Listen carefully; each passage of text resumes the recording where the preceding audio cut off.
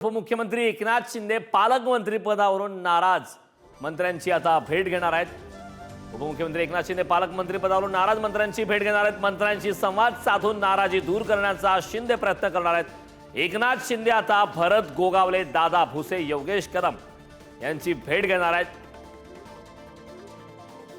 या संदर्भात ताजी अपडेट देण्यासाठी आपले प्रतिनिधी पंकज दळवी आपल्या सोबत जोडलेत। पंकज, पालकमंत्री पदाचा तिढा आपण मागच्या काही दिवसांपासून पाहतो। यादी जाहीर झाल्यापासून भरत गोगावले, दादा भुसे, योगेश कदम नाराज आहेत। आता या नाराज मंत्री महोदयांची एकनाथ शिंदे हे भेट घेऊन समजूत काढणार असं कळतंय। काय या संदर्भात सविस्तर माहिती आहे?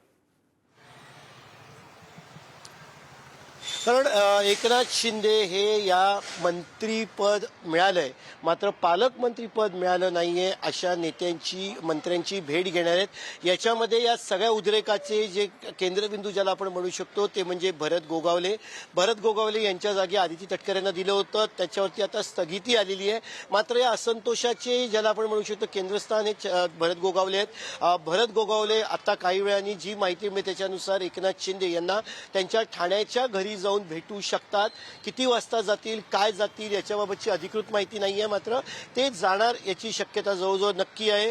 राहिला मुद्दा दादा भुसे यांचा। दादा भुसे यांनी याबाबतीत उघड नाराजी व्यक्त केली नसली तरी ज्या पद्धतीनं नाशिकवरती स्टे आणलेला आहे, नाशिकच्या नियुक्तीवरती जे स्थगिती दिलेली, याचा अर्थ दादा भुसे यांची नाराजी पक्ष नेतृत्वाच्या माध्यमातून म्हणजेच एकनाथ शिंदे यांच्या माध्यमातून दिल्लीपर्यंत पोहोचली। आणि तिसरा मुद्दा जो आहे तो योगेश कदम यांचा। योगेश कदम यांनी नाराजी व्यक्त केलेली नाहीये, मात्र कुठेतरी अंतर्गत धुसफूस त्यांच्या मनात आहे आणि त्याच्यामुळे योगेश कदम यांची सुद्धा भेट घेण्याची शक्यता आहे। त्यामुळे नक्की ह्या नाराज मंत्र्यांच्यामुळे मंत्रिमंडळामध्ये कुठेतरी अडचणी निर्माण होतील, वादाची ठिणगी पडेल, ती पडू नये याच्यासाठी एकनाथ शिंदे प्रयत्न करणार। पंकज, करताना एकनाथ शिंदे यांना या नाराज पालकमंत्र्यांची मनधरणी करण्यात कितपत यश येतं हे पाहणं महत्त्वाचं आहे। खूप खूप धन्यवाद।